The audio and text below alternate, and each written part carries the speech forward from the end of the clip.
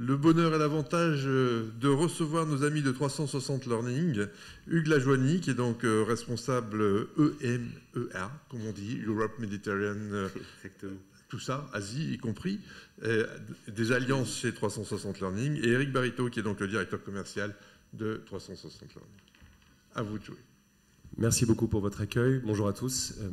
On va commencer, si ça vous va, par présenter très brièvement, très brièvement, le temps est compté, quelques éléments qui nous décrivent et qu'on puisse ensuite passer à la démo et, le cas échéant, répondre à des questions.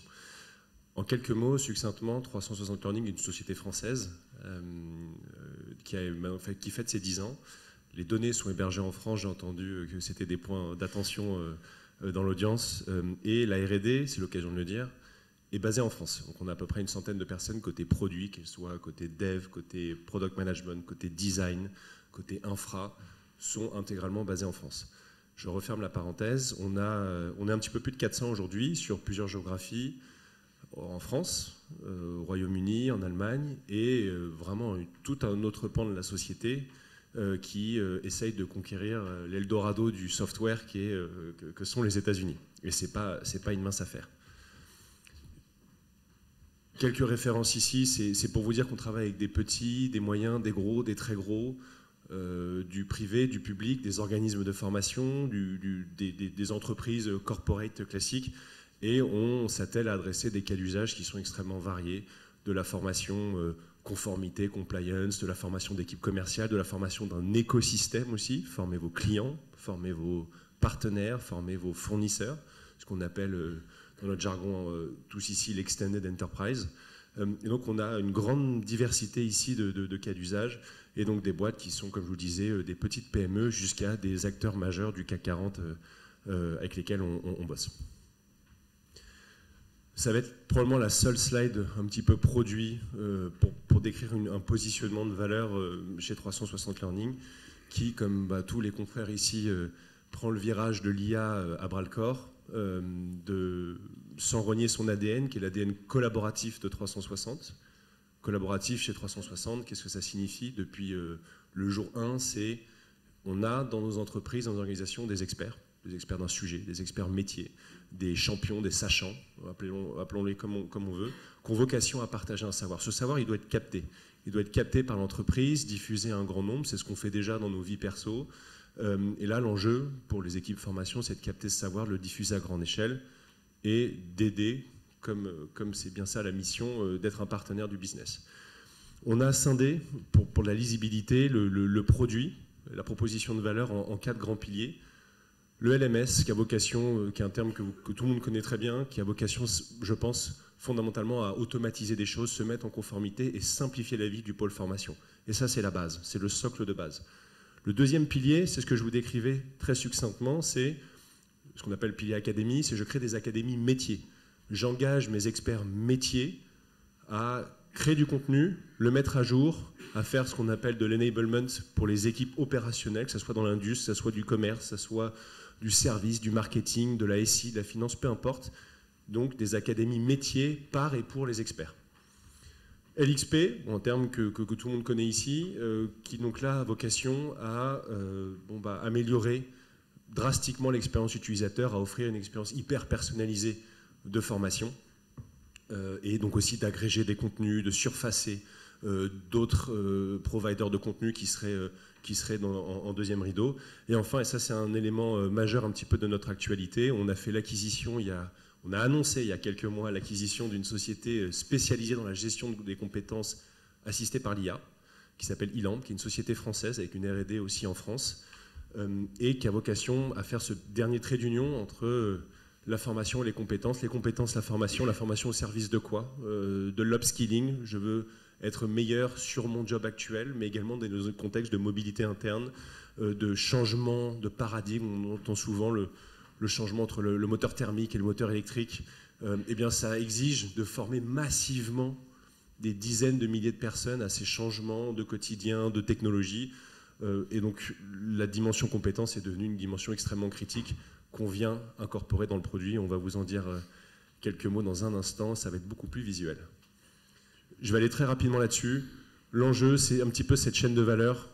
On s'appuie sur l'intelligence artificielle pour vous aider à créer et à mettre à jour de façon dynamique un référentiel de compétences, qui est un peu le terme qui est épouvantail, sur lesquels se sont un petit peu cassé la figure de nombreuses organisations toutes ces années, parce que ça prend 5 ans, c'est déjà obsolète, c'est hyper chronophage.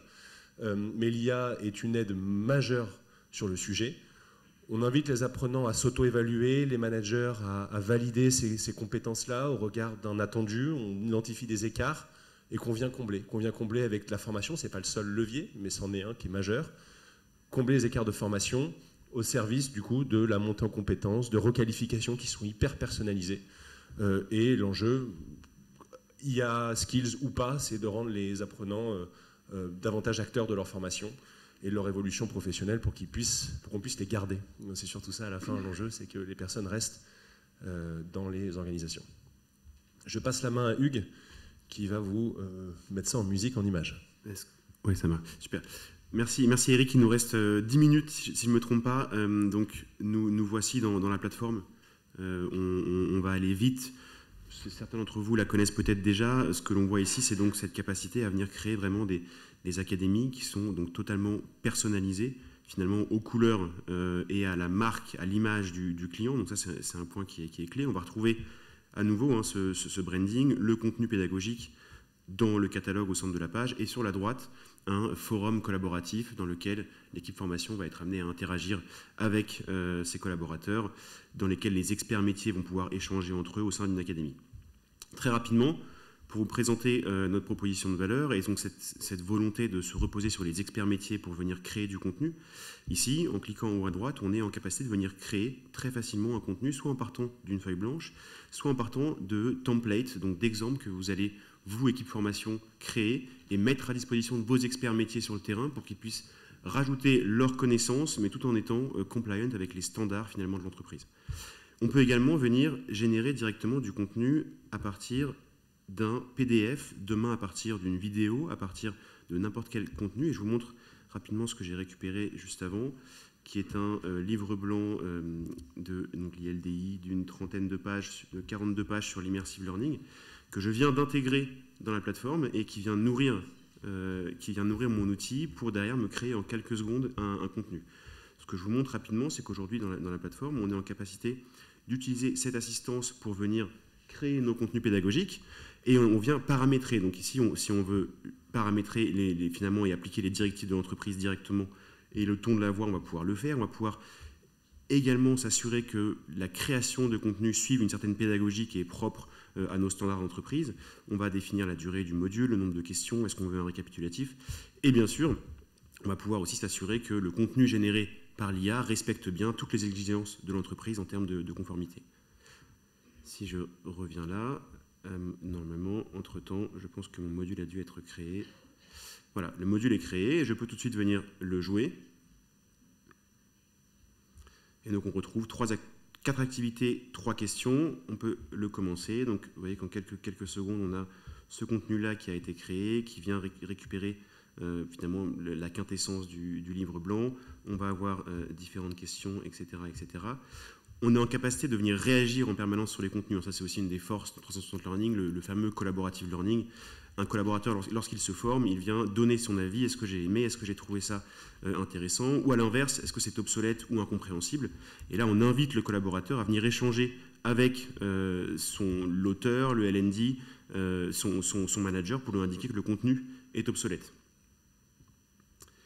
Ce contenu, je ne sais pas si on s'en rend bien compte pendant la démo, a été créé donc sous vos yeux en exactement 1 minute à partir d'un PDF. Alors donc c'est bluffant, ça révolutionne complètement le boulot de nos interlocuteurs du quotidien. Donc c'est peut-être pas un produit totalement fini, mais c'est venu vous chapitrer un module avec un déroulé pédagogique, des questions, avec des images. On a démarré ça il y a 8 mois, c'était live dans le produit. 8 mois plus tard, le bond en termes de qualité est gigantesque. Dans 6 mois, dans 1 an, enfin, ça s'adapte, ça s'améliore, c'est assez fascinant. Ce que ça signifie, concrètement, il y a du côté gadget de la chose, c'est-à-dire que les experts métiers dans les organisations ont souvent un obstacle qui est « je ne suis pas expert pédagogique, ce n'est pas mon boulot, en revanche, je suis un expert d'un sujet ». Le côté un peu page blanche, l'obstacle à aller se lancer sur une plateforme. On vient traiter ça.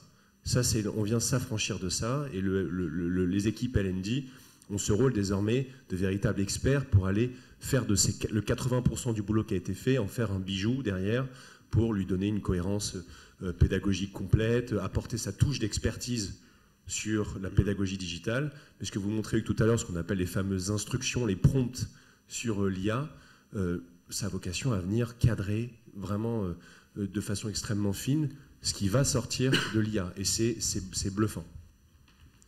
Ouais, et pour revenir sur ce que disait Eric, là je suis en mode finalement lecture, mais l'expert métier, l'équipe formation, elle se sert de l'IA pour accélérer la production de son contenu, mais bien sûr le contenu après est amené à être affiné, amélioré. Donc là on peut, vous voyez, rentrer dans l'outil auteur, venir supprimer un contenu, changer l'ordre des questions, rajouter des questions supplémentaires si on en a besoin, etc. Donc c'est vraiment un accélérateur dans votre production de contenu, mais ça vous permet derrière bien sûr de collaborer, d'améliorer, d'affiner. Et on va utiliser ici le forum, cette fois qui sera en interne, pour que les experts métiers et l'équipe formation puissent collaborer ensemble sur le contenu et se partager des axes d'amélioration directement sur chacune des vignettes que va venir composer la formation.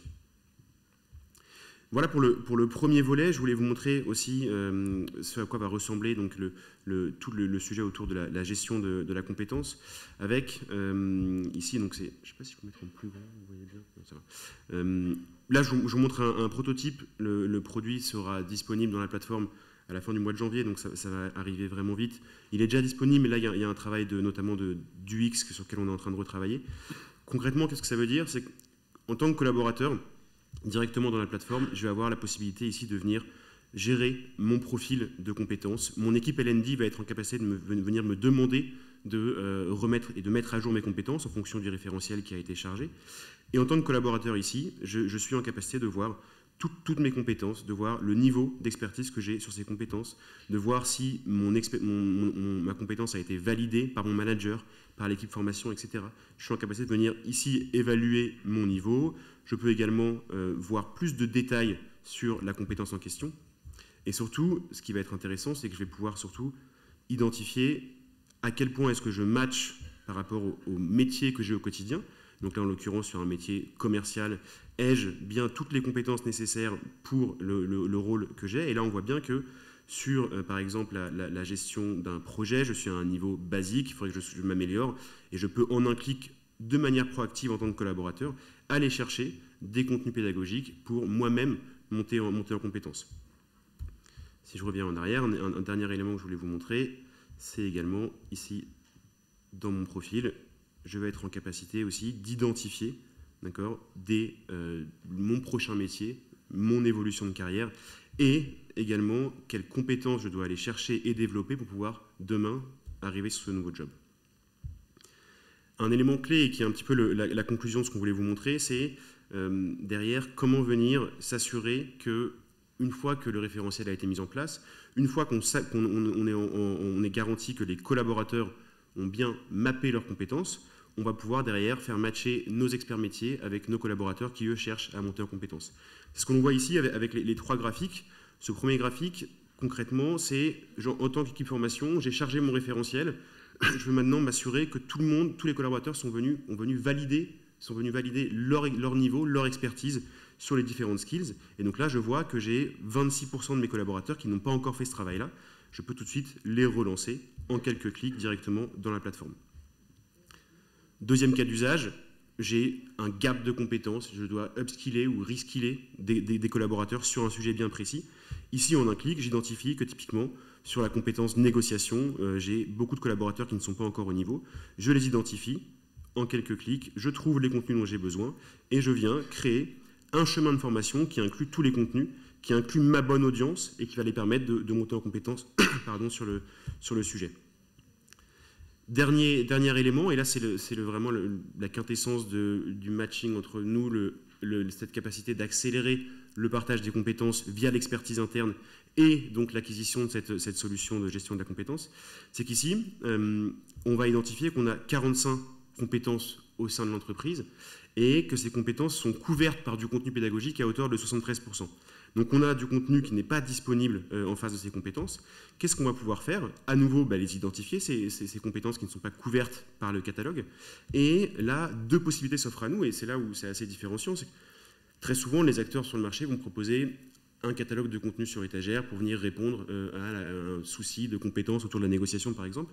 Nous, ce que l'on va faire, c'est qu'on va également pouvoir capitaliser sur les experts métiers en interne et leur dire, voilà, messieurs, mesdames, venez créer du contenu pédagogique sur votre expertise et on va le mettre à disposition de nos collaborateurs dans l'académie XY pour que tout le monde puisse bénéficier de votre expertise. Donc voilà un petit peu pour la présentation du produit. On a encore plein de choses qu'on aurait pu vous montrer, comme ces dashboards de suivi des collaborateurs, les dashboards dédiés aux managers. Mais je pense qu'on ne doit pas être loin de la fin, et si vous avez des questions, prenons-les.